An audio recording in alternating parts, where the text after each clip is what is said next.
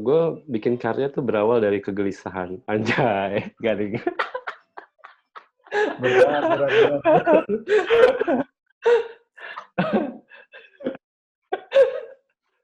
Gak, gak. Karena itu banyak yang bilang kayak gitu. Dia gelisah. Tapi gue nggak gelisah sih orangnya. Em, Oke teman-teman, ketemu lagi bareng gue Andri. Dan hari ini gue akan coba cerita tentang karir gue di fotografi, termasuk siapa aja inspirasi gue yang membuat gue memulai fotografi sebagai karir gue. Semoga video ini bermanfaat. Kita mulai saja ceritanya sebagai bracket. Oke, mungkin video ini sedikit membosankan bagi sebagian dari kalian. Tapi bisa juga video ini bermanfaat buat sebagian dari kalian. Oke, gue mulai aja. Begini ceritanya. Gue kuliah di UI Depok tahun 99 dan dipertemukan dengan salah satu senior di kosan gue yang berniat menjual kamera analognya. Setelah gue beli, gue belajar secara otodidak. Kamera pertama gue adalah Canon EOS 50E QD dengan lensa 28-135mm. Dan sejak saat itu passion gue berubah ke fotografi. Karena saat itu internet belum sepopuler sekarang, maka media belajar gue adalah otodidak. Belajar sambil mengamati.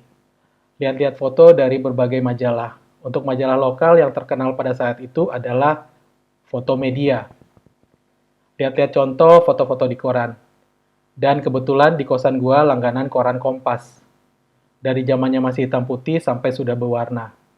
Gue banyak belajar gaya pemotretan jurnalis foto koran Kompas waktu itu.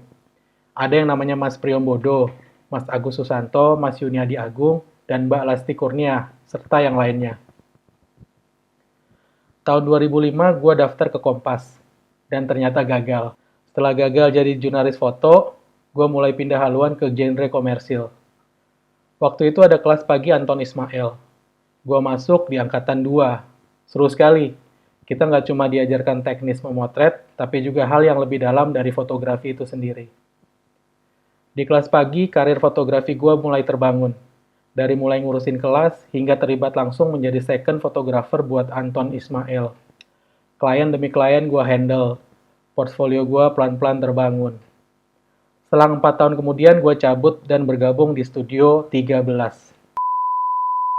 Inspirasi kan bisa dari mana aja kan sebenarnya. Kita bicara inspirasi dalam skop luas, terus mengerucut ke individu misalnya. Kalau di musik gue suka Lennon, di film gue suka Kubrick, terus di foto kali yang lebih banyak ya. Gue suka Alex Webb, gue suka Song. Banyak sih sebenarnya, cuman gue paham sih. Gitulah. Ya kita nggak yang idol satu terus kita replika gitu kan, pasti dari beberapa. Oke. Kalau Indonesia ada nggak, maksudnya seseorang yang menginspirasi lo yang dari lokal nih? Gua kalau foto gue Erik Prasetya sejauh ini yang paling gue suka. Oh, Erik Prasetya. Ya sih. Ya justru accidentally kayak ternyata dia menyukai street, tapi gue lebih suka bagaimana proses dia bertutur sih. Proses dia riset kayak gitunya gila sih. Menurut gue orang itu dedikasinya top. Lokal kalau ilustrasi ya, Popo gue suka banget. Oh, Popo. Oke. Dia anak IKJ bukan sih? Bukan. Popo tuh kuliahnya justru bukan. Dia di ISIP. Oh, ISIP. Ini Lenteng. ISIP Lenteng. Oh, oke. Ada juga kan yang karyanya mungkin nggak terlalu bagus, tapi mungkin kayak lu bilang tadi dedikasinya, terus cara pendekatannya kayak gitu. Lu setuju dengan itu nggak? Setuju banget. Jadi kalau gue yang paling membuat gue biasanya suka gitu sampai adore gitu, adorable sama sosok itu karena relate sama diri gue. Oh, ada koneksinya ya? Iya betul gitu. Koneksi. Kenapa gue ya sebagai contoh gitu gue suka Popo gitu. ya karya-karyanya kritis, tapi kritisnya tuh kritis dangkal sebenarnya. Ya, Gitu. gampang dimengerti. Ya, gampang dimengerti, dan itu sebenarnya gua banget, kelas gua banget gitu loh. Meskipun artis tuh banyak banget yang lebih keren dari Popo, meskipun ya, tapi gue nggak tahu juga, gue sih sukanya Popo gitu. Darbots misalnya gitu, gue jujur nggak terlalu suka Darbots, mungkin ya karena ini aja, nggak nyampe aja, nggak relate aja gue sama dia gitu, dengan karakter kayak gitu ya. Cuman ya itu fantasi gitu, ya itu fantasi deh kayaknya. Bisa nggak sih orang membuat karya tanpa terinspirasi dari karya orang lain? Secara visualnya atau secara ide, secara visual? Mungkin dia nggak sadar, bukan nggak bisa, tapi dia nggak sadar. Jadi hal-hal sekitar kita bisa menginspirasi.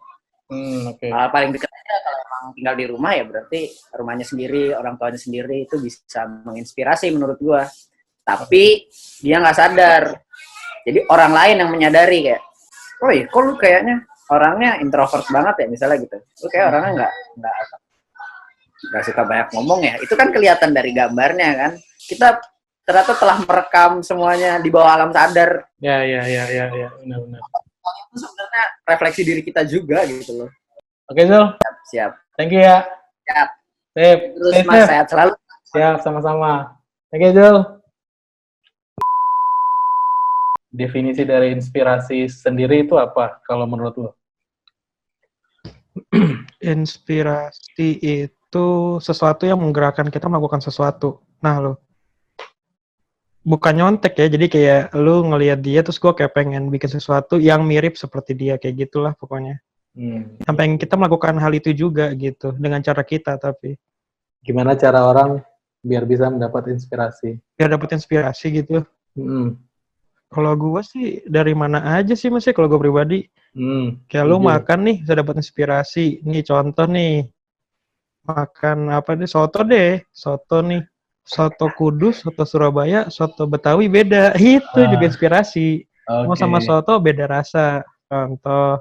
Terus kalau misalkan, kalau gue sih biasanya, kalau ya ini kan bicara foto gitu ya. Kalau foto, karya foto, sedikit banyak inspirasi kadang nggak dari foto sih. Bisa jadi lagu. Misalkan lu malam, besoknya motret nih, besok lu udah rencana motret nih. Malamnya mau dengerin lagu apa sih yang pengen lu ntar moodnya saat motret besok atau paginya, mood itu yang lu dapat. Hubungannya juga bisa buat ngebangun mood lo ya pada saat melakukan pemotretan. Nah, sekarang lebih konkret lagi nih, lo kan motret udah cukup lama ya, motret analog. Untuk seorang Mbak Im sendiri, tokoh yang menginspirasi siapa? Kalau boleh tahu, bisa orang Indonesia atau orang luar? Fotografer Jepang Daido Moriyama sih. Oke. Sampai sekarang itu Daido Moriyama. Terus ada juga Sebastião Salgado. Terus ada banyak sih. Terus kalau buat yang bikin gue kayak, gue lagi pengen buat portret nih belakangan ini nih. Gue lagi lihat-lihat karyanya Jimmy Nelson sama Stefan Ruiz. Portret tapi simple, tapi ya bagus lah, oke lah gitu. Menurut lo tadi yang foto untuk portret tadi lebih karena hasil karyanya atau proses kreatif mereka yang lo terinspirasi? Nah kalau portretnya kan gue baru mau belajar gitu ya. Kalau yang Jimmy Nelson ini sih lebih ke arah apa ya, unik sih, eksentrik sih. Soalnya dia motretin suku-suku di dunia ini gitu loh. Dia jalan dari satu tempat ke tempat lain dan itu semua beda. Itu soalnya dapat. Kalau Stefan Ruiz itu simple banget, cuma lu bawa backdrop apapun itu. Kalau dia sih pakai kain, kalau nggak kertas biasanya, dilakban, udah setup studio di jalanan gitu. Itu seru banget. Udah sebenarnya apa ya, kayak sederhana, cuma menyenangkan aja melihatnya gitu. Oke. Kalau Indonesia, siapakah?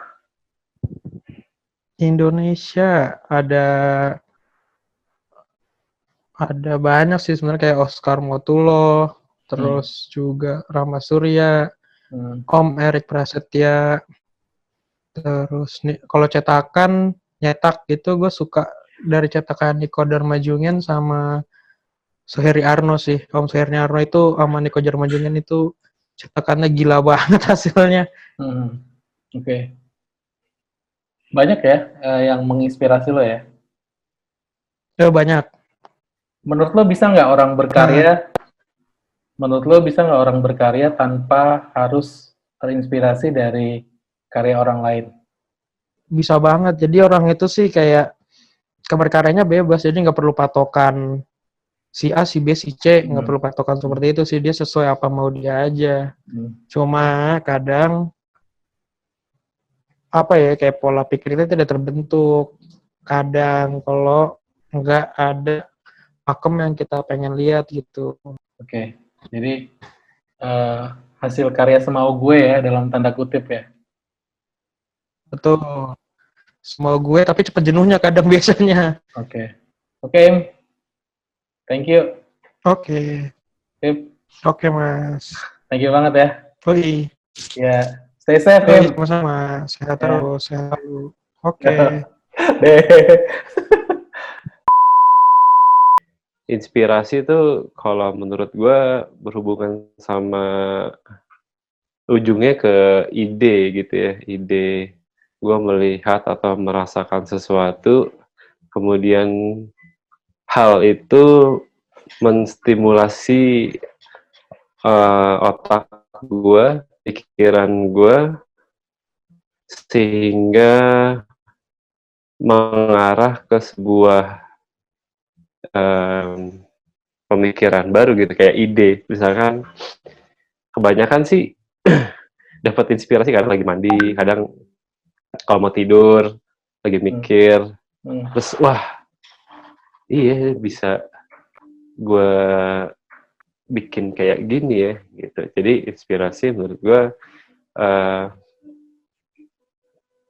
sesuatu yang bisa men-trigger gue untuk mendapatkan sebuah ide. Diaplikasiin ke mana aja sih, nggak cuman untuk karya doang, tapi bisa juga diaplikasiin ke untuk perilaku gue gitu misalkan. Geli-geli bahasa. Terus kalau gue bikin karya kan gue kebanyakan dokumenter gitu ya. Jadi gue tertarik akan sebuah hal di sosial masyarakat, itu budayanya, bagaimana di kelompok tertentu membangun aktivitas sosialnya gitu. Kadang ngebantu, tapi kadang gue menghindari juga sih. Kalau misalkan gue ngelihat, oke, gue ini udah ada gitu, gue bikin yang lain lah gitu. Jadi gak cuma ngelihat visual yang output yang dihasilkan, tapi gue lebih ngelihat ke dalamnya lagi, kenapa sih dia bikin kayak gitu. Secara real nih, seorang Sabta Hudaya itu ada orang yang menginspirasi lo nggak dalam berkarya? Dulu sih gue sangat menyukai karyanya Cartier-Bresson. Komposisinya, terus decisive momennya, terus terutama dia hitam putih kebanyakan. Terus siapa lagi ya? Ada fotografer Iranian Prancis, Abbas namanya. Fotonya kebanyakan ke religion gitu, ke agama, ke ya budayanya juga Culture. gitu. Untuk yang lokal, kalau ada buat nggak? lokal dulu sih gue suka fotonya Timur Angin deh. yang potretnya dia gitu. Terus itu bagus banget sih. Gue pernah ingat zaman dulu itu dia yang pameran medianya tuh neon box. Waktu itu dia bilang, gue pengen karya gue pas ditampilin itu efeknya sama kayak gue ngeliat di monitornya dia, kalau nggak salah deh. Siapa lagi ya? Davi Linggar lumayan inspiring buat gue karena Dia background-nya seni rupa, konseptual, belakangan yang gue tangkep, ngasih lebih banyak ngasih mood di fotonya sih. Blur, kayak gitu. Tapi Ya, gue ya, tahu pasti ada maksudnya maksudnya. gitu, nggak cuman ngeblur-ngeblur aja, karena gue suka blur-blurin gitu. Bisa nggak, ini sebuah pertanyaan aneh sih menurut gue. Bisa nggak orang berkarya tanpa terinspirasi dari orang lain? Secara general ya, bukan fotografi aja. Ya, Bisa, bisa ya. karena kalau di seni rupa sih itu sangat mengandalkan intuisi ya. Jadi apa yang dia pikirin dia tuangkan langsung gitu. Emang intuisi dan imajinasi yang sangat berperan penting gitu untuk dalam proses membuat sebuah karya. Oke. Dave, thank you ya. Thank you. Ya udah kita lihat dulu ya. Gue mau bikin kopi yang lagi ngehit saat ini. Kopi Dalgona. Halo pemirsa, hari ini kita akan membuat kopi kekinian, kopi Dalgona. Bahan yang diperlukan adalah 1 sendok teh kopi, kita tuang, kemudian 1 sendok teh gula pasir, kita masukkan air dingin, lalu kita kocok. Setelah selesai, siapkan gelas.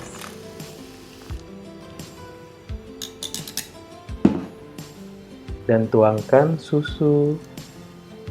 Lalu taburi kopi yang sudah kita mix tadi.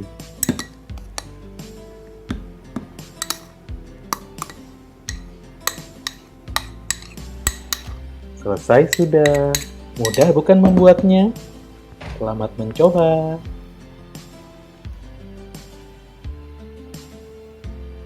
Ya teman-teman, kopi dalgonanya udah jadi. Ini dia. Kita lanjut ceritanya. Let's go. Nah, sambil ngopi gini, gue lanjutin lagi bacotnya ya. Oke, di Studio 13, gue banyak memotret kebutuhan untuk iklan. Motret di dalam studio, motret di lokasi outdoor, sampai di luar kota. Dari motret produk sampai memotret orang. Yang namanya fotografer pasti butuh banyak inspirasi dan referensi, betul nggak? Lo juga gitu kan, teman-teman? Nah, konsep ATM gue terapkan dalam membangun sebuah portfolio. ATM itu artinya amati, tiru, modifikasi. Inspirasi dari fotografer lainnya membuat gue lebih terpacu untuk menghasilkan karya foto yang lebih baik lagi. Gue mau ngomongin inspirasi gue. Sebenarnya inspirasi bisa dari mana saja ya nggak? Dari sekitar kita, dari obrolan, bisa juga dari lingkungan kerja kita. Macem-macem deh. Cuma inspirasi yang gue maksud ini langsung berkenaan sama hobi atau profesi kita. Kalau lo fotografi, ya fotografer. Ada banyak fotografer yang menginspirasi gue. Tadi udah gue sebutin di awal. Di antaranya para jurnalis foto Kompas yang mulai gue suka saat gue belajar fotografi. Ada juga Mas Anton Ismail atau biasa disebut Pak E, pendiri Kelas Pagi Jakarta dan juga sekaligus fotografer komersil. Dan beberapa fotografer lokal lainnya. Sisanya ada 3 orang yang spesifik mempengaruhi pola pikir dan tindakan gue dalam memotret atau pendekatan dalam memotret. Yang pertama, James Nahue. James adalah seorang fotografer perang. Gue kenal sosok James waktu gue nonton film dokumenter berjudul War Photographer. Gue suka cara dia motret.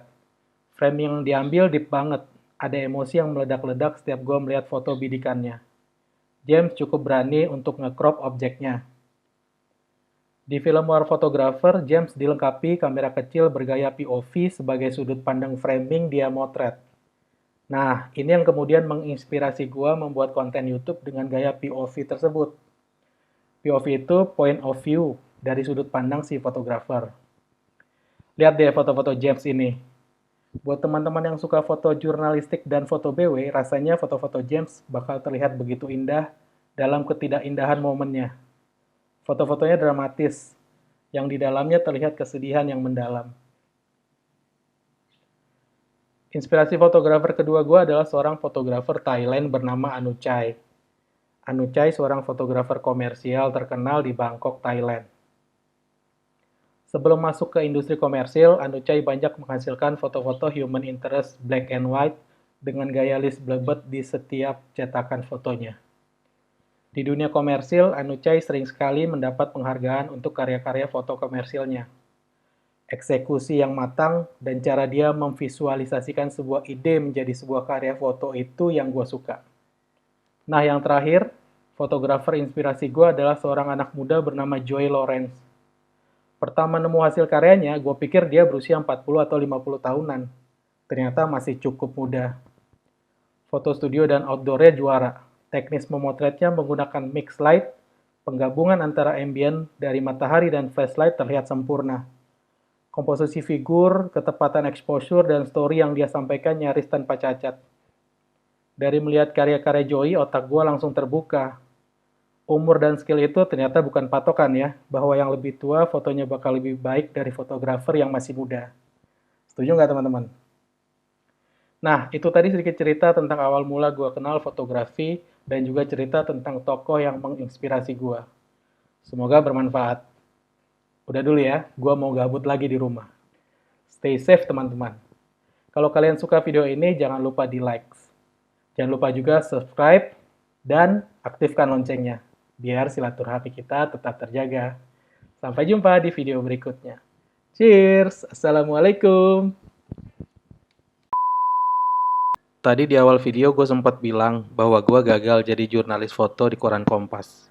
Sempat sedih sih, tapi semua terbayar lunas ketika beberapa karya foto komersial gue terpampang nyata di halaman koran ibu kota, termasuk koran Kompas pada waktu itu. Kayaknya Tuhan punya skenario lain buat gue.